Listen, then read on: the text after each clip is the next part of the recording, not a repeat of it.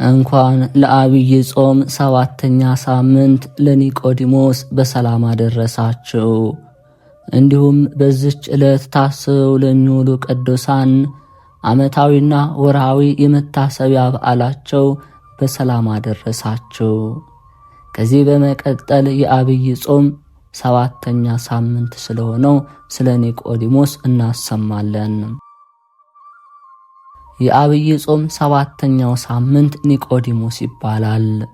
ይህ ሳምንት የሰው ልጅ በምድራዊ ዕውቀትና በሥጋዊ ክብር ብቻ ሊደርስበት የማይቻለውን ሰማያዊ ምስጢር በክርስቶስ ፊት ቀርቦ የተማረበት ድንቅ የታሪክ ምዕራፍ።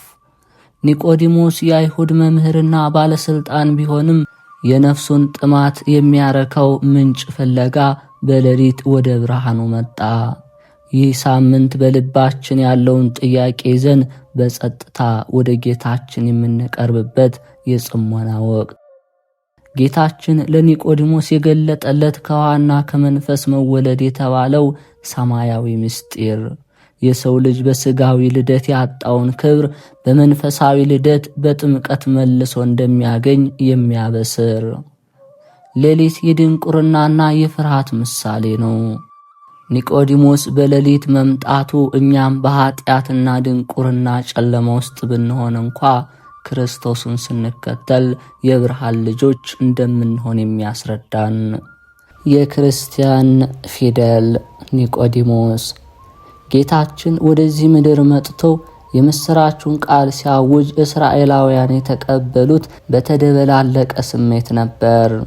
በአንድ በኩል ሕዝቡ ለብዙ ዘመናት በባርነት ሲገዛ ስለነበር ከሮማውያን ቅኝ ግዛት ነፃ የሚያወጣቸው መሲህ ይፈልጋሉ። በሌላ በኩል ደግሞ ሕዝቡ ለብዙ ዘመናት በባርነት ቀንበር ስለደከመ ተስፋ በመቁረጥ ተዳክሞ ነበር። መሲህ ቢመጣ እንኳ ይመጣል ብለው የሚጠብቁት ጦር ይዞ ሰራዊት አስከትሎ ነው ብለው ያምኑ ነበር። ስለዚህም ነው ክርስቶስ መሲህ ነኝ ብሎ ሲመጣ ለመቀበል ፈቃደኞች አልነበሩም። ምክንያቱም ደግሞ ጦር ሳይዝ ሰራዊት ሳያስከትል እንዲሁ ባዶ እጁን አርነት ላወጣቸው መጥቻለሁ እያለ ደጋግሞ ተናግሯልና ነው። ምንም እንኳ አብዛኛው እስራኤላዊ የክርስቶስን መሲህነት ቢጠራጠርና ባይቀበለውም በፍጹም እምነት እስከ መጨረሻው የተከተሉትም ነበሩ። ለዚህ ትልቅ ማሳያ የሚሆነን ከፈሪሳውያን ወገን የሆነ ኒቆዲሞስ የተባለ አይሁዳዊ። ቅድስት ቤተ ክርስቲያን ይህንን ታላቅ ሰው ለማዘከር የዐቢይ ጾም 7ኛ እሁድ በእርሱ ስም ሰይማ ታከብረዋለች። ተከታዮቿ ምእመናንም የእርሱን አሰረ ፍኖት እንዲከተሉ ትመክራለች፣ ታስተምራለች። ኒቆዲሞስ ማን ነው? ኒቆዲሞስ ፈሪሳዊ ነው። የእስራኤላውያን ለብዙ ዘመን በባርነት መኖር የሕዝቡን አኗኗር ሁኔታ ቀይሮታል። በግዞት ጊዜ ከአሕዛብ የቀሰሟቸው አጉል ትምህርቶች በእምነትም በአስተሳሰብም እጅግ እንዲለያዩና እንዲራራቁ ምክንያት ሆኗል። አይሁዳዊ፣ ሳምራዊ፣ ከአይሁድም ሰዱቃዊ፣ ፈሪሳዊ፣ ጸሐፍት ኤስያዊ ብለው እንዲከፋፈሉ ከዚህም እጅግ ወርደው ገሊላዊ፣ ናዝራዊ እንዲባባሉ ያበቃቸው ከአሕዛብ ጋር የነበራቸው ግንኙነት ፈር ባለማስያዛቸው ነበር።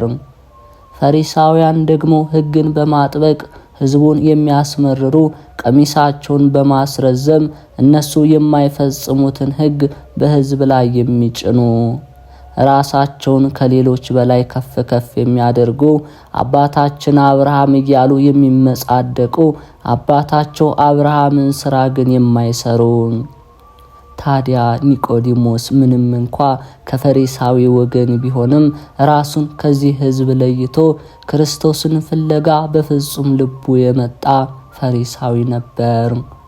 ቀድሞ የአባታችን አብርሃምን ከቤተሰብ ተለይተ እኔ ወደማሳይህ ምድር ሂድ ያለው አምላክ ኒቆዲሞስን ከፈሪሳውያን ለይቶ ጠራው።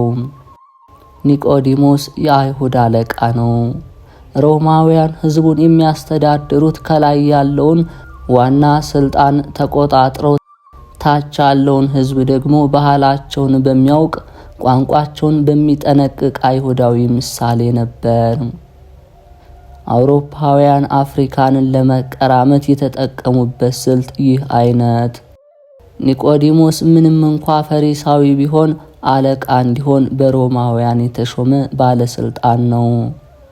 ኒቆዲሞስ መምህረ እስራኤል ነው። ጌታችን መድኃኒታችን ኢየሱስ ክርስቶስ ምስጢረ ጥምቀትን በገለጸለት ጊዜ ሲደናገር አይቶ አንተ የእስራኤል መምህር ስትሆን ይህን አታውቅምን ብሎታል። ይህ የሚጠቁመን ኒቆዲሞስ አለቅነት ከመምህርነት የያዘ በአይሁዳውያን የተከበረ እንደነበር ነው። መምህር ቢሆንም የሚቀረኝ ያላወቅኩት ያልጠነቀቅኩት ብዙ ነገር አለ በማለት የመምህርነቱን ካባ አውልቆ የተማሪነትን ዳባ ለብሶ ከክርስቶስ ሊማር መጣ። ኒቆዲሞስ ምሁረ ኦሪት ነው። አንዳንዴ ሳያውቁ አወቅን፣ ሳይማሩ እናስተምር የሚሉ ደፋር መምህራን እንዳሉ፣ ኒቆዲሞስ ግን ከዚህ የተለየ አለቅነት ከመምህርነት መምህርነትን ከምሁርነት ጋር አስተባብሮ የያዘ ዕውቀትን ከትህትና ምሁርነትን ከደፋርነት አንድ አድርጎ የያዘ ሰው ነበር። የኦሪት ምሁር መሆኑን የሚጠቁም ከካህናት አለቆች ጋር ያደረገው ክርክር ባስታወስን ጊዜ ኒቆዲሞስ ምን አደረገ?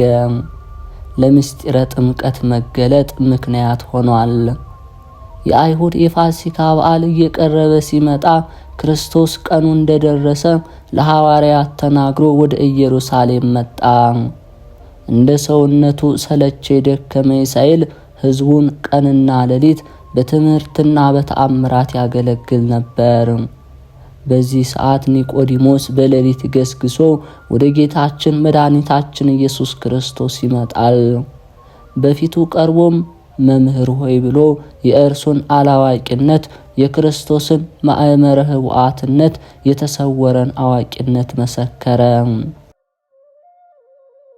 ጌታችን መድኃኒታችን ኢየሱስ ክርስቶስ አመጣጡ ከልብ መሆኑን አውቆ ምስጢረ ጥምቀትን ዳግም ውልደትን ገለጸለት። ምስጢሩ የኦሪት መምህር ለነበረው ኒቆዲሞስ ለጆሮ የከበደ ለመቀበል የሚቸግር ሆነበት። የከበደውን የሚያቀል የጠበበውን የሚያሰፋ አምላክ ምስጢሩ ለኒቆዲሞስ እንደከበደው ስለተረዳ ቀለል አደረገለት። ዳግም ውልደት ከእናት ማኅፀን ሳይሆን ከውሃና ከመንፈስ ቅዱስ እንደሆነ አብራራለት። ወቅቱ የአይሁድ ፋሲካ በዓል የቀረበበት፣ ጸሐፍቶች፣ የካህናት አለቆች ጌታችን ኢየሱስ ክርስቶስን ለመያዝ እንደ ሙሴም ሕግ ሊያስፈርዱበት የቋመጡበት ጊዜ ነበር። የሙሴ ፈጣሪ መሆኑን መቻወቁና የካህናት አለቆች ተሰባስበው ክርስቶስን ለመያዝ በሚመካከሩ ጊዜ ከሙሴ መጽሐፍ ሕግ ጠቅሶ ሊቃውንተ ኦሪትን አፍ ያስያዛቸው እሱ ነበር። በዚህም የተነሳ ሳይስማሙ ወደ ቤታቸው እንዲበታተኑ ምክንያት የሆነ ታላቅ ሰው ጌታን ለመገነዝ የበቃ ኒቆዲሞስ ጌታችን በቀራንዮ አደባባይ ራሱን ለዓለም ቤዛ አድርጎ ሲሰጥ እስከ ሞት ከአንተ አንለይህም ያሉት ደቀ መዛሙርቱ ሲበታተኑ ከዮሐንስ በቀር በ9 ሰዓት ቀራንዮ የነበረ ኒቆዲሞስ ነበር። ከአርማትያሱ ዮሴፍ ጋር ሆኖ የክርስቶስን ሥጋ ከአለቆች ለምኖ የገነዘ የክርስቶስን ክቡር ሥጋ ከርቤና የእሬት ቅልቅል ያርከፈከፈለት ወደ አዲስ መቃብር ያወረደው ኒቆዲሞስ ነበር። ከኒቆዲሞስ ምን እንማር? አትሖተ ርእስ። በቅዱስ ወንጌል ላይ በተደጋጋሚ የምናገኘው የፈሪሳውያን ግብዝነትና የጌታችን የኢየሱስ ክርስቶስ ተግሳጽ ነው። ለዚህም ማሳያ የሚሆነን የፈሪሳዊውና የቀራጩ ጸሎት ምን ይመስል እንደነበር መመልከት። ኒቆዲሞስ ፈሪሳዊ፣ የአይሁድ አለቃ፣ መምህረ እስራኤል፣ ምሁረ ኦሪት ቢሆንም ራሱን ዝቅ አድርጎ ከጌታችን ከኢየሱስ ክርስቶስ እግር ስር ቁጭ አለ። ሕዝቡን ከመምራትና ከማስተማር ይልቅ ቁጭ ብሎ መማር ምንኛ መታደል ነው። ጌታስ በትምህርቱ ማርያምም መልካም ዕድል መርጣለች ከእርሷም አይወሰድባትም ያለ ለዚህ አይደል? መምህርም ምሁርም ሆኖ ቁጭ ብሎ መማር ምን ረባለው ይባል ይሆናል። ኒቆዲሞስ ምሁረ ኦሪት እንጂ ምሁረ ሐዲስ አይደለም። ኒቆዲሞስ መምህረ እስራኤል ዘሥጋ እንጂ መምህረ እስራኤል ዘነፍስ አይደለም። ክርስትና አለቃና ባሪያ አንድ እንደምታደርግ አያውቅምና የጎደለውን ፍለጋ መጣ። ያለውን ሳይሆን ያጣውን፣ የሞላለትን ሳይሆን የጎደለውን ፍለጋ መጣ። ዕውቀት ብቻውን ምሉእ አያደርግምና አለቅነትም ቢሆን ገደብ አለው። የሕይወቱን ክፍተት ሊሞላ የሚችል አንድ ክርስቶስ ብቻ ነውና ጎዶሎነቱን አምኖ መጣ። የሚጎድለኝ ምንድነው ብሎ እንደጠየቀው እንደዚያ ሰው ጎደሎን ማመን ምንኛ ታላቅ ነገር ነው። ኒቆዲሞስ ይዞ የመጣው ሥጋዊ ሕዋሳቱን ነበር። ጌታችን መድኃኒታችን ኢየሱስ ክርስቶስ አመጣጡ ለመልካም እንደሆነ አውቆ ለሥጋዊ ዕውቀት እጅግ የሚከብደውን ምስጢረ ጥምቀት ገለጸለት። መጀመሪያ ይህንን ምስጢር ለመቀበል አልተቻለው ነበር። መድኃኔ ዓለም ክርስቶስ ምስጢሩን ፍንትው አድርጎ ሲያብራራለት ግን ልቦናው ይህን ምስጢር ለመቀበል ከፍ ከፍ አለ። ምስጢራትን ለመቀበል ልቦናን ከፍ ከፍ ማድረግ ይገባል። የእምነት መሰረት በሥጋ ዓይን ማየት፣ በሥጋ ጆሮ መስማት፣ በሥጋ እጅ መዳሰስ ብቻ ከሆነ ልክ እንደ እምቦይ ካብ ሆነ ማለት ነው። ትንሽ ነፋስ፣ ትንሽ ተጽዕኖ ሲያርፍበት መፈራረስ፣ መናድ ይጀምራልና። ኒቆዲሞስም ምስጢሩ መጀመሪያ ቢከብደውም ቅሉ በኋላ ላይ ልቦናውን ወደ ሰማያዊ ምስጢር ከፍ ስላደረገ ምስጢሩ ተገለጸለት። ቤተ ክርስቲያንን ሲፈታተኗትና እየተፈታተኗት ያሉ አካላት በሙሉ የስህተታቸው ምንጭ እንደ ግያዝ ከአካባቢያቸውና ከምናየው አካል ቁሳዊ ዓለም ውጪ መመልከት አለመቻል ነው። ለዚህም ነው ካህኑ በሥርዓተ ቅዳሴ ጊዜ የቁርባኑ ምስጢር እንዲገለጽልን አልዕሉ አልባቢክሙ ልቦናችሁን ከፍ ከፍ አድርጉ የሚለን። የእውነት ምስክር ኒቆዲሞስ። ኒቆዲሞስ ያለ ፍርሃትና ያለ ኀፍረት በካህናቱ ፊት እውነትን መስክሯል። እውነትንና ፀሐይን ፈርቶ የትም መድረስ አይቻልምና ካህናቱን መጽሐፍ ጠቅሶ እውነትን ተናግሮ አሳፍሯቸዋል። በመሪዎች ፊት፣ በታላላቅ ሰዎች ፊት እውነትን መመስከር ክርስትናችን የሚያስገድደን ቁም ነገር ነውና ቤተ ክርስቲያን ሰማዕታት እያለች የምትዘክራቸው በሙሉ ለእውነት ብለው ራሳቸውን ለክርስቶስ አሳልፈው የሰጡ ቅዱሳን ናቸው። በፍርሃትና በኀፍረት በይሉንታና በሐዘኔታ እውነትን አለመመስከር በክርስቶስ ፊት ያስጠይቃል እንጂ አያስመሰግንምና ለእውነት እንጂ በእውነት ላይ ምንም ማድረግ አንችልም። ሐዋርያው ቅዱስ ጳውሎስ ለእውነት እንጂ በእውነት ላይ ምንም ማድረግ አንችልም እንዳለ እንደ ሌሊት ለመንፈሳዊ ሕሊና ለተመስጦ የሚመች ጊዜ የለምና ቀን ለሥጋ ሲራወጥ የነበረ አካልና መንፈስ ሌሊቱን ለነፍስ በመገዛት ሥጋውን መጎሰም አለበት። ለዚህም ነው ቅድስት ቤተ ክርስቲያን ቀኑን በቅዳሴ ሌሊቱን በመሐሌት በሰዓታት በኪዳን እግዚአብሔርን ስታመሰግን የምታድረው። ቤተ ክርስቲያን ሰማዕታት እያለች የምትዘክራቸው በሙሉ ለእውነት ብለው ራሳቸውን ለክርስቶስ አሳልፈው የሰጡ ቅዱሳን ናቸው። በፍርሃትና በኀፍረት በይሉንታና በሐዘኔታ እውነትን አለመመስከር በክርስቶስ ፊት ያስጠይቃል እንጂ አያስመሰግንምና ለእውነት እንጂ እስከ መጨረሻ መጽናትን ያስተማረ ኒቆዲሞስ። ጌታችን መድኃኒታችን ኢየሱስ ክርስቶስ በመዋዕለ ስብከቱ ብዙ ሺህ ሕዝብ ቢከተለውም እስከ መስቀሉ አብረውት የነበሩት ጥቂቶች ናቸው። የተወሰነው ሕዝብ ቀድሞም የተከተለው ለምግበ ሥጋ ነበርና ቀራንዮ ላይ አልተገኘም። ቀራንዮ ላይ ምግበ ነፍስ እንጂ ምግበ ሥጋ የለም። ሌሎችም በቤተሰብ በሀብት በፍርሃት ምክንያት መስቀሉ ስር አልተገኙም። ምንም እንኳ ኒቆዲሞስ በ6 ሰዓት ባይገኝም የክርስቶስ ሥጋ ከነፍሱ በምትለይበት ሰዓት ክርስቶስን ከመስቀል አውርዶ ለሐዲስ መቃብር ያበቃው እሱ ነበር። በዚህ የመከራ ሰዓት ከዮሐንስና ከእናቱ ድንግል ማርያም ውጭ ማንም እንዳልነበረ መጽሐፍት ከገለጹልን በኋላ የምናገኛቸው የቁርጥ ቀን ልጆች ዮሴፍና ኒቆዲሞስ። ይህም ፈተናውን ሁሉ ተቋቁሞ እስከ መጨረሻው ለመጽናቱ ምስክር። በክርስትና ሕይወታችን የምናያቸው ነገሮች ከዚህ የተለዩ አይደሉም።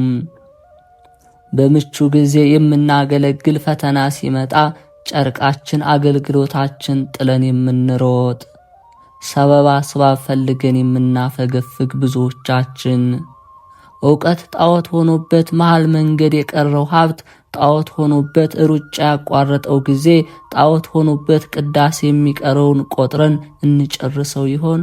ጌታችን በትምህርቱ እስከ መጨረሻው የሚጸና እርሱ ይድናል እንዳለ ቤተ ክርስቲያን የሥጋዊ ዕውቀትና የሰማያዊ ጥበብ መገኛ ድልድይ የሆነውን የኒቆዲሞስን ታሪክ ታወሳለች። ኒቆዲሞስ የአይሁድ መምህር፣ የሕግ አዋቂና የሸንጎ መሪ ቢሆንም በነፍሱ ውስጥ የበቀለውን የጥያቄ አዝመራ ይዞ በሌሊት ጸጥታ ወደ ዓለም ብርሃን የገሰገሰ ኒቆዲሞስ በታዋቂነቱና በክብሩ ጥላ ሳይሸፈን በሰው ፍርሃት ሳይታሰር የልቡን ረሃብ ሊያስታግስ የሚችለውን ብቸኛ መምህር ፍለጋ ወጣ። ሌሊት በዓለም ጨለማ ቢሆንም ለኒቆዲሞስ ግን ወደ እውነተኛው ፀሐይ ክርስቶስ የተጓዘበት የንጋት መጀመሪያ ነበር። ጌታችን መድኃኒታችን ኢየሱስ ክርስቶስ ለዚህ ምድራዊ መምህር የገለጠለት ምስጢር ድንቅ ነው። ሰው ዳግመኛ ካልተወለደ በቀር በማለት ከሥጋዊ አጥንትና ደም በላይ የሆነውን ከውሃና ከመንፈስ የሚገኘውን የሰማያዊ ልጅነት ጸጋ በሰረው። ኒቆዲሞስ በጥያቄ መጥቶ በምስጢር ተሞልቶ ተመለሰ። ኒቆዲሞስ በሌሊት የመጣው እንግዳ ብቻ ሆኖ አልቀረም። ጌታ በተሰቀለ ጊዜ ሽቶ ይዞ በመገኘት በይፋ ለዓለም የመሰከረ የፍቅር ምስክር ሆነ። ይህ ሳምንት እኛም እንደ ኒቆዲሞስ የያዝነውን ምድራዊ ክብርና ዕውቀት በክርስቶስ ፊት አዋርደን በሰማያዊ ልጅነት የምንታደስበት የጸጋ ሳምንት ነው። ኒቆዲሞስ ማለት ድል አድራጊ ማለት ነው። እውነትም ኒቆዲሞስ የሰውን ፍርሃት ድል አድርጎ ወደ ብርሃን መጣ። በዚህ በታላቁ የዐቢይ ጾም 7ኛ ሳምንት የቤተ ክርስቲያናችን መዝሙር ምስጋና ኒቆዲሞስ በሚል መጠሪያ ይደምቃል፣ ይመሰገናል። ኒቆዲሞስ የአይሁድ መኳንንት የሕግ መምህር፣ የፈሪሳውያን አለቃ ቢሆንም በውስጡ ለነበረው የነፍስ ጥማት ግን ምድራዊ ዕውቀት በቂ ሆኖ አልተገኘም።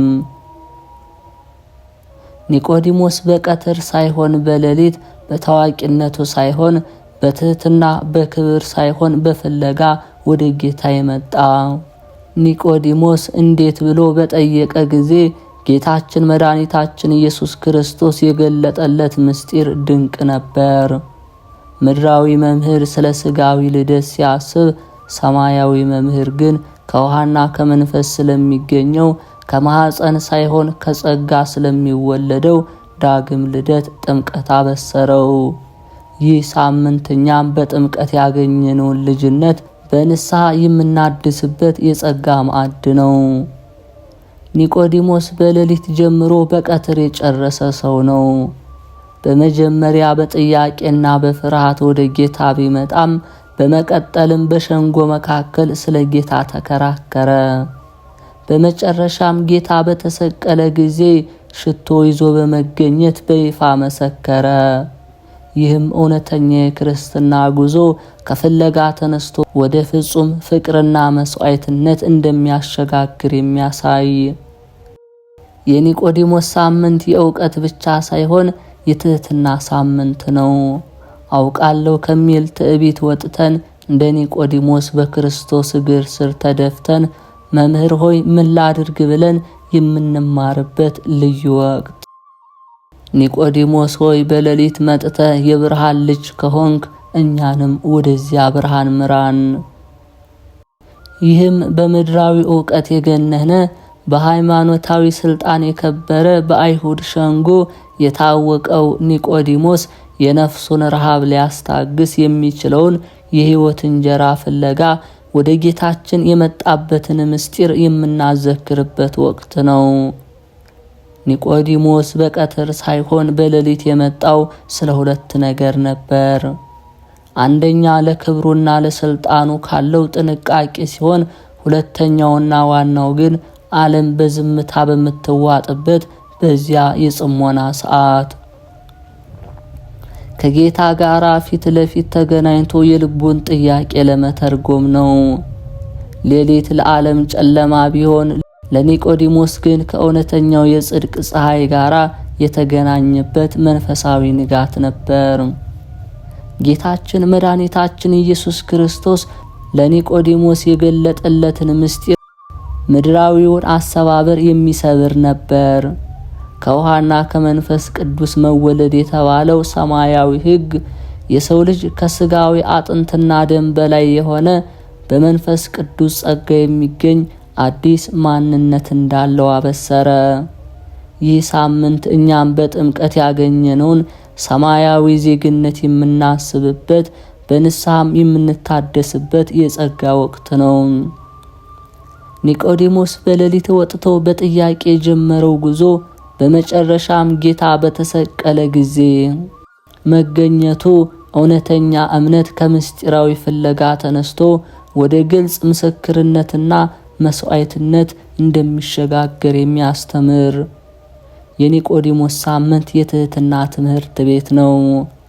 መምህረ እስራኤል የተባለው ታላቅ ሰው በክርስቶስ እግር ስር ተደፍቶ ተማሪ መሆኑ እኛም ምን ያህል ብናውቅ በእግዚአብሔር ፊት ሁል ጊዜ ትህትናን የለበስን ተማሪዎች መሆን እንዳለብን የሚያስተምር። አቤቱ ጌታ ሆይ እንደ ኒቆዲሞስ የልባችን ደጅ አንኳኳ፣ በጨለማችን ውስጥ የብርሃንን ጸዳል አብራልን እያልን እንለምነው።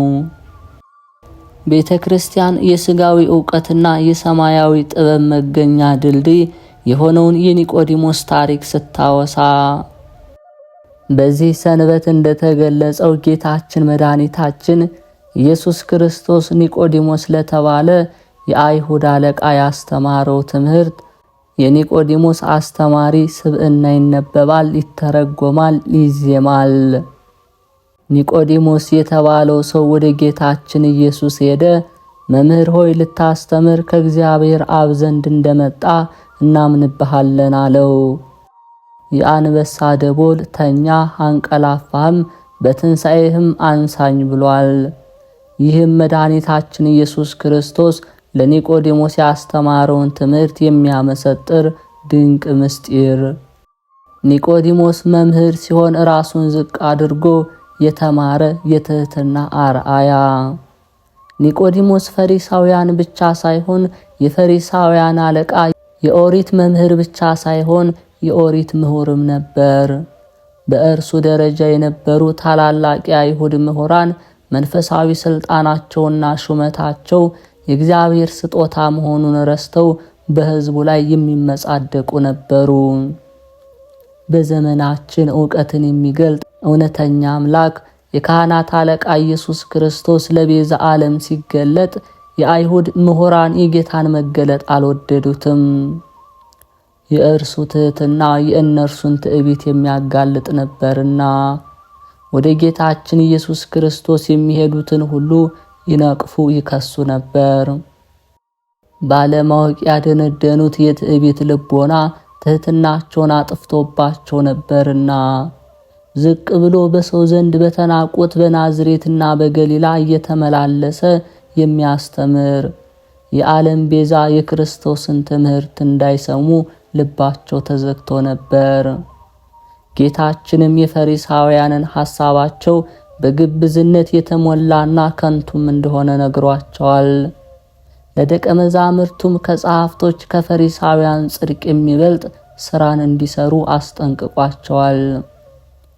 ኒቆዲሞስ ግን ከነዚህ ከፈሪሳውያን መካከል የተገኘ ልዩ ምሁረ ኦሪት።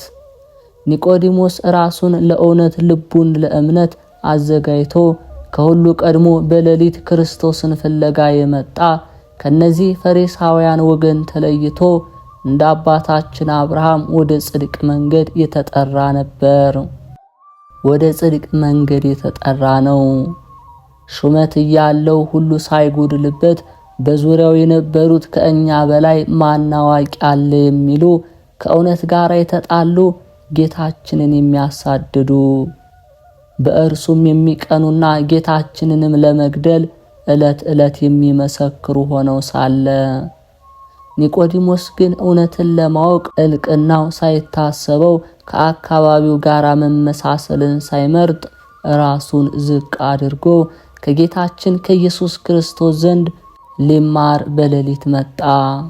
መምህረ ትሕትና ጌታችን ኢየሱስ ክርስቶስም የኒቆዲሞስን ትሕትናውን ተቀብሎ ለምን በቀን አትመጣም ሳይለው እስከ ዓለም ፍጻሜ ድረስ ትውልድ ሁሉ የሚማርበትን ረቂቁን ምስጢር ጥምቀትን አስተማረው። ኒቆዲሞስ ዳግመኛ የመወለድን ምስጢር ለማወቅ ልቦናውን ከፍ ከፍ አደረገ። ለሥጋዊ ሕይወታችን ዕውቀት እንደሚያስፈልገን ሁሉ ነፍስም ዕውቀት፣ መንፈሳዊ ዕውቀት ያስፈልጋታል። ኒቆዲሞስ በመጀመሪያ የጥምቀትን ነገር ሲሰማ ለመቀበል ተቸግሮ ነበር።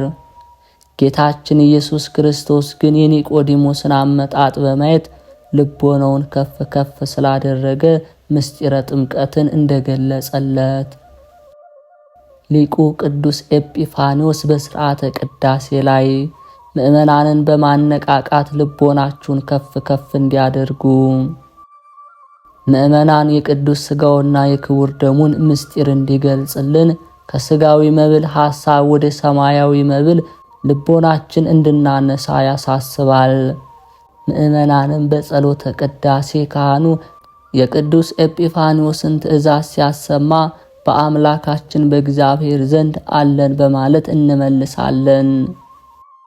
ኒቆዲሞስ ከፈሪሳውያን ኅብረት ወጥቶ በትሕትና ወንጌልን ለመማር በሃይማኖት ልቦናውን ለእግዚአብሔር ቃል አዘጋጀ። ለአብርሃም የግዝረትን ጸጋ የሰጠ ጌታ በትሕትና ለቀረበው ኒቆዲሞስ የግዝረትን ጸጋ ፍጻሜ የሆነች የልጅነት ጥምቀትን ነገር አስተምሮታል። ኒቆዲሞስ ቀን እየሰራ በሌሊት ወደ ጌታ በመሄድ ለትጋት አብነት ሆነን። ኒቆዲሞስ ወደ መድኃኔ ዓለም ለመማር ሄደው በሌሊት ነበር። ኒቆዲሞስ በሚታሰብበት የአብይ ጾም ሰንበት በጸሎተ ቅዳሴ የሚዜመው የክቡር ዳዊት መዝሙር በሌሊት ጎበኘኸኝ ልቤንም ፈተንከው ፈተንከኝ አመጽም አልተገኘብኝም የሰውን ሥራ አፌን እንዳይናገር የሚለው የቅዱስ ዳዊትን መዝሙር የሚያስረዳ ሌሊት በባህሪው ሕሊናን ለመሰብሰብ በተመስጦ ለመማር የሚመች ክርስትናን በተጋድሎ ሕይወት በመትጋት ሥጋን በቀንና ሌሊት ለነፍስ እንዲገዛ በማድረግ የሚኖር ሕይወት ነው። ጌታችን ሐዋርያቱን ወደ ፈተና እንዳትገቡ ትጉና ጸልዩ ባለው መሰረት በቤተ ክርስቲያንም በቀንና በሌሊት በኪዳኑ በቅዳሴው በመሐሌቱ እግዚአብሔርን ታመሰግናለች። የቅዱሳን አባቶቻችን በሌሊት ጸሎት እንቅልፍ እንዳያስቸግራቸው ጸጉራቸውን ከዛፍ ቅርንጫፍ በማሰር ይተጉ ነበር። ለኒቆዲሞስ በሌሊት ገስግሶ ወደ ጌታችን መምጣት ልጅነትን ለምናገኝበት የምስጢረ ጥምቀት ትምህርት እንደተገለጠለት እኛም በሌሊት በነግ ጸሎት በመትጋት ረቂቅ የሆነው መንፈሳዊ ዕውቀት ሰማያዊ ምስጢር ይገልጥልናል። ቅዱስ ይስሐቅ ሶርያዊ ከመኝታ በፊት የምታደርገው ጸሎት ትተ እንድትተኛ መንፈስ ሲገፋፋ እሺ ብለህ አትቀበለው። እንዲያውም መዝሙረ ዳዊትን ጨምርና ሌሊቱን በሙሉ ስትጸልይ እደር። ልበ አምላክ ቅዱስ ዳዊት በሌሊት በቤተ መቅደስ ውስጥ እጆቻቸውን አንሶ እግዚአብሔርንም ባርኩ እንዳለ እኛም ከዚህ ዓለም ፈተና ለማምለጥ በኦርቶዶክሳዊ ሰውነት እንድንጸና በትጋት ወደ ቤተ ክርስቲያን በቀንና በሌሊት ልንገሰግስ በኪዳኑ በመሐሌቱ በቅዳሴው ጸሎት ልንሳተፍ ያስፈልጋል። ኒቆዲሞስ ማንንም ሳይፈራ እውነትን በመመስከር ከሳሾችን አሳፈራቸው። ጌታችን መድኃኒታችን ኢየሱስ ክርስቶስ እኔ ለእውነት ለመመስከር መጥቻለሁ በማለት እውነትን እንድንመሰክር አብነት ሆኖናል። በተጨማሪም በሰው ፊት ለሚመሰክርልኝ ሁሉ እኔ ደግሞ በሰማያት ባለው አባቴ ፊት እመሰክርለታለሁ። በሰው ፊት የሚክደኝ ሁሉ ደግሞ በሰማያት ባለው አባቴ ፊት እክደዋለሁ ሲል ሃይማኖታችን እውነትን መመስከር እንደሚገባን አስተምሮናል። ለኒቆዲሞስ ሲያስተምረውም እውነት እውነት እልሃለሁ የምናውቀውን እንናገራለን፣ ያየነውን እንመሰክራለን በማለት ለእውነት መመስከር እንደሚገባ አስገንዝቦታል። ይህንን ቃል ከራሱ ጋር በማዋሃድ የአይሁድ ፋሲካ በዓል በቀረበበት ወቅት ጸሐፍቶችና የካህናት አለቆች ጌታችን ለመያዝ የሙሴን ሕግን አጣመው ሊያስፈርዱበት በሚጥሩበት ጊዜ ኒቆዲሞስ የእውነት ምስክርነቱን አረጋገጠ። የሙሴ ፈጣሪ መሆኑን ባለማወቃቸው ምክንያት የካህናት አለቆች ተሰብስበው ክርስቶስን ለመያዝ ሲመካከሩ ከሙሴ መጽሐፍ ሕግ ጠቅሶ ሊቃውንተ ኦሪትን አፍ ያስያዛቸው እርሱ ኒቆዲሞስ ነበር። በዚህም የተነሳ ሳይስማሙ ወደ ቤታቸው እንዲበታተኑ ምክንያት የሆነ ታላቅ መምህር ዮሐንስ ወንጌላዊ ይህንን የኒቆዲሞስን ምስክርነት ከእነርሱ አንዱ በሌሊት ቀድሞ ወደ እርሱ መጥቶ የነበረ ኒቆዲሞስ ሕጋችን አስቀድሞ ከእርሱ ሳይሰማ ምንስ እንዳደረገ ሳያውቅ በሰው ይፈርዳልን አላቸው። እነርሱም መለሱና አንተ ደግሞ ከገሊላ ነህን? ነቢይ ከገሊላ እንደማይነሳ መርምርና እያሉት እያንዳንዱም ወደ ቤቱ ሄደ በማለት ገልጾታል። ኒቆዲሞስ ያለ ፍርሃትና ያለ ኀፍረት በካህናቱ ፊት እውነትን መስክሯል። ካህናቱን መጽሐፍ ጠቅሶ እውነትን ተናግሮ አሳፍሯቸዋል። በመሪዎች ፊት በታላላቅ ሰዎች ፊት እውነትን መመስከር ክርስትናችን የሚያስገድደን ቁም ነገር ነውና ኒቆዲሞስ እስከ መጨረሻው በመጽናትም የታላቅ የጽናት መምህር አርአያ በጌታችን ትምህርት ተስበው ተአምራቱን በማየት ከተከተሉ ሰዎች ውስጥ በቀራንዮ የተገኙት ጥቂቶች ናቸው። ከነዚህም አንዱ ኒቆዲሞስ ቀራንዮ የምግብ ቦታ ናትና ኒቆዲሞስ ከጌታችን በተማረው ትምህርት ጸንቶ ለመኖር የበቃ አባት ነው። የሃይማኖቱ ጽናትም በተግባር የተፈተነ የልዑል እግዚአብሔር ቤተሰቦች አምላካችን ልዑል እግዚአብሔር ከበዓለ ኒቆዲሞስ በረከት ረድኤት ያሳትፈን። ጾሙን የድህነት የበረከት ያድርግልን። የተከበራችሁ የልዑል እግዚአብሔር ቤተሰቦች የማህደር ሚዲያ ተከታታዮች ከዚህ በመቀጠል የዕለቱን ስንክሳር እናሰማለን። በዛሬቱ ዕለት የጌታ ወዳጅ አልዓዛር ዓመታዊ መታሰቢያ በዓሉ ነው። አልዓዛር ማለት እግዚአብሔር ረድቷል ማለት ነው። አልዓዛር ክርስቶስ ያስነሳው የማርያምና የማርታ ወንድም ነው። ይህን ተናገረ። ከዚህ በኋላ ወዳጃችን አልዓዛር ተኝቷል፣ ነገር ግን ከእንቅልፉ ላስነሳው እሄዳለሁ አላቸው። እንግዲህ ደቀ መዛሙርቱ ጌታዊ ተኝቶስ እንደሆነ ይድናል አሉት። ኢየሱስም ስለ ሞቱ ተናግሮ ነበር። እርሱ ግን ስለ እንቅልፍ መተኛት እንደተናገረ መሰላቸው። እንግዲህ ያን ጊዜ ኢየሱስ በግልጥ አልዓዛር ሞተ፣ እንደምታምኑም በዚያ ባለመኖሬ ስለናንተ ደስ ይለኛል፣ ነገር ግን ወደ እርሱ እንሄድ አላቸው። ስለዚህ ዲዲሞስ የሚሉት ቶማስ ለባልንጀሮቹ ለደቀ መዛሙርት ከእርሱ ጋር እንሞት ዘንድ እኛ ደግሞ እንሄድ አለ። ኢየሱስም በመጣ ጊዜ በመቃብር እስከ አሁን 4 ቀን ሆኖ አገኘነው። ኢየሱስም በመጣ ጊዜ በመቃብር 4 ቀን ሆኖ አገኘው። ቢታንያ 15 ምዕራፍ ያህል ለኢየሩሳሌም ቅርብ ነበረች። ከአይሁድም ብዙዎች ስለ ወንድማቸው ሊያጽናኗቸው ወደ ማርታና ወደ ማርያም መጥተው ነበር። ማርታም ኢየሱስ እንደመጣ በሰማች ጊዜ ልትቀበለው ወጣች። ማርያም ግን በቤት ተቀምጣ ነበር። ማርታም ኢየሱስን ጌታ ሆይ አንተ በዚህ ኖረህ ብትሆን ወንድሜ ባልሞተም ነበር። አሁንም ከእግዚአብሔር የምትለምነውን ሁሉ እግዚአብሔር እንዲሰጥህ አውቃለሁ አለችው። ኢየሱስም ወንድምሽ ይነሳል አላት። ማርታም በመጨረሻ ቀን በትንሣኤ እንዲነሳ አውቃለሁ አለችው። ኢየሱስም ትንሣኤና ሕይወት እኔ ነኝ፣ የሚያምንብኝ ቢሞት እንኳ ሕያው ይሆናል፣ ሕያው የሆነም የሚያምንብኝ ሁሉ ለዘላለም አይሞትም። ይህን ታምኛለሽን አላት። እርሷም አዎን ጌታ ሆይ አንተ ወደ ዓለም የሚመጣው ክርስቶስ የእግዚአብሔር ልጅ እንደሆንክ እኔ አምናለሁ አለችው።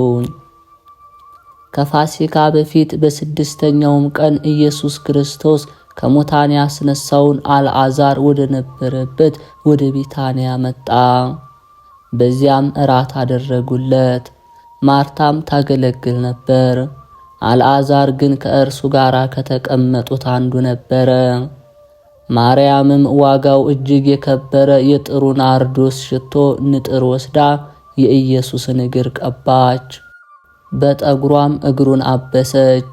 ቤቱም በናርዶስ ሽቶ ተመላ። ነገር ግን ከደቀ መዛሙርቱ አንዱ አሳልፎ ሊሰጠው ያለው የስምዖን ልጅ የአስቆሮቱ ይሁዳ ይህ ሽቶ ለ300 ዲናር ተሸጦ ለድሆች ያልተሰጠ ስለምንድን ነው አለ። ይህንንም የተናገረ ሌባ ስለነበረ ነው እንጂ ለድሆች ተገዶላቸው አይደለም። ከረጢትም ይዞ በውስጡ ከሚገባው ይወስድ ስለነበረ ኢየሱስም ለመቀበርበት ቀን እንድትጠብቀው ተዋት፣ ድሆችስ ሁል ጊዜ ከናንተ ጋር ይኖራሉና እኔ ግን ሁል ጊዜ ከናንተ ጋር አልኖርም አለ። ከአይሁድ ብዙ ሕዝብ በዚያ እንደነበረ አውቀው መጡ። ከሙታንም ያስነሳውን አልዓዛርን ደግሞ እንዲያዩ ነበረ እንጂ ስለ ኢየሱስ ክርስቶስ ብቻ አይደለም። የካህናት አለቆችም አልዓዛርን ደግሞ ሊገድሉት ተማከሩ። ከአይሁድ ብዙዎች ከእርሱ የተነሳ ሄደው በኢየሱስ ያምኑ ነበርና። አልዓዛር የሞተው መጋቢት 17 ነበር። እህቶቹም ክርስቶስ እንዲመጣ መልእክት ልከውበት ነበር። ክርስቶስ ግን በ4ኛው ቀን መጋቢት 20 መጥቶ ከሞት አስነስቶታል። ከማርያምና ከእህቷ ከማርታ መንደር ከቢታንያ የሆነ አልዓዛር የሚባል አንድ ሰው ታሞ ነበር። ማርያምም ጌታን ሽቶ የቀባችው እግሩንም በጠጉሯ ያበሰችው ነበረች። ወንድሟም አልዓዛር ታሞ ነበር። ፋሲካውንም በወዳጁ በአልዓዛር ቤት ያከብር ዘንድ ከደቀ መዛሙርቱ ጋር ጴጥሮስና ዮሐንስን አስቀድሞ ላከ። ከዚያም በአልዓዛር ቤት ሆኖ የሐዲስ ኪዳንን ሥርዓተ ምስጢረ ቁርባንን ሰርቶ ለደቀ መዛሙርቱ አሳያቸው። አልዓዛር ከተነሳ በኋላ በሐዋርያት ኤጲስቆጶስነት ተሹሞ 40 ዓመት አገልግሎ ግንቦት 27 አርፏል። ከቅዱስ አልዓዛር በረከት ረድኤት ያሳትፈን በእውነት። ዳግመኛም በዚች ዕለት የተመሰገነችና የከበረች ተጋዳይ የሚሆነች አስጠራጦኒቃ ስለ ክርስቶስ ምስክር ሆና አረፈች። የዚች ቅድስት አባቷ ጣዖት አምላኪ ነው። እርሷ ግን በክብር ባለቤት በክርስቶስ የምታምን ናት። ሥጋዋም እስኪከሳና እስኪደርቅ መልኳም እስኪለወጥ ድረስ በስውር ትጾማለች፣ ትጸልያለች። 15 ዓመት በሆናት ጊዜ እናትና አባቷ ምን ያከሳሻል አሏት። እርሷም እኔስ ኃጢአቴን ይቅር ይለኝ ዘንድ የክብር ባለቤት ወደሆነ ጌታ ኢየሱስ ክርስቶስ እጸልያለሁ አለቻቸው። አባቷም በሰማ ጊዜ ወደ ጢባሪዎስ ሄዶ የልጁን ሥራ ነገረው። እርሱም ወታደሮችን ልኮ ወደ እርሷ አስመጣት። ለጣዖትም እንድትሰግድ መኮንኑ አባበላት። እምቢ ባለችም ጊዜ ወደ ወህኒ ቤት አስገቧት። እናቷም ክርስቲያናዊት ናት። እየመጣች በክብር ባለቤት በክርስቶስ እምነት ታበረታታት ነበር። ከዚህ በኋላ የብረት የሆነ የሰሌዳ ክርታስ ይሰሩላት ዘንድ በእሳትም አግለው ክንዶቿ ከወገቦቿ ጋር አንድ እስኪሆኑ እንዲያጣብቋት አዘዘ። ይህንንም ባደረጉባት ጊዜ ያንን የብረት ክርታስ ሰብራ በደህና ወጣች። ሕዝቡም ይህንን አይተው በክብር ባለቤት በክርስቶስ 4700 ያህል ሕዝብ አምኖ በሰማዕትነት ሞቱ። የሰማዕትነት አክሊልንም ተቀበሉ። ሁለተኛም ደግሞ ከእስር ቤት አስገቧት። ጭፍሮች ያሉት የብረት በሬ ሰሩላት። ሆዷን ያስወጓት ዘንድ ሊሰቅሏትም ወደ እርሷ ቀረቡት። ይህንንም ባደረጉባት ጊዜ በጌታችን ኃይል በሬው ወዲያና ወዲህ ተከፈለ። ሕዝቡም ይህንን ባዩ ጊዜ በክብር ባለቤት በጌታችን በኢየሱስ ክርስቶስ አምነው በሰማዕትነት አረፉ። ከዚህ በኋላ መርዝን ከተመሉ እባቦች ጉድጓድ ውስጥ ጨመሯት። በጸለየችም ጊዜ እንደ ትቢያ ሆኑ። ሁለተኛም 4 ሰዎች የሚሸከሙት ከባድ ድንጋይ አምጥተው በአንገቷ ላይ ሰቀሉ። በጸለየችም ጊዜ ድንጋዩ ወደ 3 ተከፈለ። ብዙዎች አረማውያንም በክርስቶስ አምነው በሰማዕትነት አረፉ። ለቅድስቲቱ ግን የብረት ምንቸት አዘጋጁላት። በውስጡ የፈላ እርሳስ በላዩዋ ያፈሱባት ዘንድ በነኳት ጊዜ በላያቸው ተሰብሮ የሚያሰቃዩአትን ገደላቸው። ንጉሡም አይቶ ተቆጣ። ራሷንም በሰይፍ ይቆርጡ ዘንድ አዘዘ። ምስክርነቷንም ከምትፈጽምበት ቦታ በደረሰች ጊዜ ወደ እግዚአብሔር ጸለየች። አስጠራ ጦኒቃ ሆይ አንቺ ብጽዕት ነሽ፣ ስምሽ በሕይወት መጽሐፍ ተጽፏልና የሚል ቃል መጣላት። ከዚህ በኋላ በሰይፍ ተቆረጠች። በጸሎቷ የሚገኝ በረከቷ ከኛ ጋር ለዘላለሙ ይኑር አሜን። ዳግመኛም በዚች ዕለት በእስክንድሪያ ከተሾሙ አባቶች ሊቃነ ጳጳሳት 55ኛ የሆነ የከበረ አባት የእስክንድሪያው ሊቀ ጳጳስ አባ ሚካኤል አረፈ። ይህም አባት በሹመቱ ወራት ብዙ ሐዘንና መከራ ደረሰበት።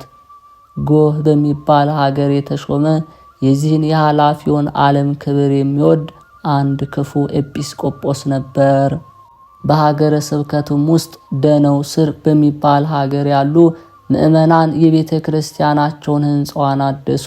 ሊያከብሯትም በፈለጉ ጊዜ የሀገር ታላላቆች ከእርሳቸው ሊባረኩ ወደው ሊቀ ጳጳሳቱና በሀገሩ ዙሪያ ያሉትን ኤጲስቆጶሳት ልኮ እንዲያስመጣቸው ይህን ክፉ ኤጲስቆጶስ ለመኑት። እርሱ ግን እምቢ አላቸው። ልመናቸውንም መቀበል አልወደደም። እነርሱም በራሳቸው ፈቃድ ይህ ክፉ ኤጲስቆጶስ ሳይፈቅድ ሊቀ ጳጳሳቱንና ኤጲስቆጶሳቱን ሁሉ ልከው አስመጧቸው። ሊቀ ጳጳሳት አባ ሚካኤልና ኤጲስቆጶሳቱ ሁሉ በመጡ ጊዜ ምሳ አዘጋጅላችኋለሁ ብሎ በቤተ ክርስቲያን ውስጥ ትቷቸው ሄደ። ማርታ ማርታ ብዙ በማዘጋጀት ብዙ ትደክሚያለሽ፣ ግን ጥቂቱ ይበቃል ያለውን የጌታችንን ቃል አላሰበም። የቁርባን ጊዜ ሊያልፍ ስለሆነ ሊቃውንቱና ኤጲስቆጶሳቱ የቅዳሴውን ሥርዓት ይጀምር ዘንድ ሊቀ ጳጳሱን ለመኑት። ግድ ባሉትም ጊዜ በሊቀ ጵጵስና ማዕረግ ክብር ተሰይሞ ተነሳ። እርሱ ለሁሉ አባት የሆነ ስልጣኑም ከስልጣናቸው በላይ ነውና የቅዳሴውን ሥርዓት ጀመረ። ያ ክፉ ኤጲስቆጶስም በሰማ ጊዜ በልቡ ሰይጣን አደረበት። ተቆጥቶም መጣ። መስዋዕቱንም ከመቅደስ ገብቶ ከጽሐሉ ውስጥ ነጥቆ ወደ ምድር ወረወረው። ሊቀ ጳጳሳቱም ሌላ መስዋዕት አምጡ ብሎ አዘዘ። አምጥተውለትም ቀድሶ ለሕዝቡ ሥጋው ደሙን አቀበላቸውና አሰናበታቸው። በማግስቱም ይህ አባት አባ ሚካኤል ሕዝቡን ሰበሰበ። ከእርሱ ጋር ያሉትንም ኤጲስቆጶሳት ካህናቱንና የምእመናንን አንድነት ሰብስቦ ይህን ክፉ ኤጲስቆጶስ ከሹመቱ ሽረው በእርሱ ፈንታ ሌላ ኤጲስቆጶስ ሾሙን። ይህም ላስቆረቱ ሰው ለይሁዳ ሁለተኛ የሆነ የምስርን ሀገር ወደሚገዛ ስሙ አህመድ ወልደ በጥሎን ወደ ተባለው ሹም ሄደ። ይህን አባት አባ ሚካኤልንም እንዲህ ሲል ነገር ሰራበት። በሊቀ ጳጳሳቱ ዘንድ ብዙ የወርቅና የብር ገንዘብ እንዳለ እንዲሁም አብያተ ክርስቲያናት የወርቅና የብር ንዋየ ቅድሳትን የተመሉ እንደሆኑ መኮንን ሆይ እወቅ አለው። መኮንኑም ይህንን አባት ወደ እርሱ አስቀርቦ ንዋየ ቅድሳቱን እንዲሰጠው ፈለገ። እርሱም ሥጋዬን እንደፈለግህ አድርግ፣ ነፍሴን ግን በእግዚአብሔር እጅ ናት ብሎ ከለከለው። እጆቹንና እግሮቹን አስረው በእስር ቤት እንዲጥሉ ታዘዘ። በእስር ቤትም ከ1 ዓመት በላይ ኖረ። በእስር ቤት ውስጥ በኖረበት ዘመን ከለምለም እንጀራና ከጨው ከበሰለ አተር በቀር ሳይበላ ሁል ጊዜ ይጾም ነበር።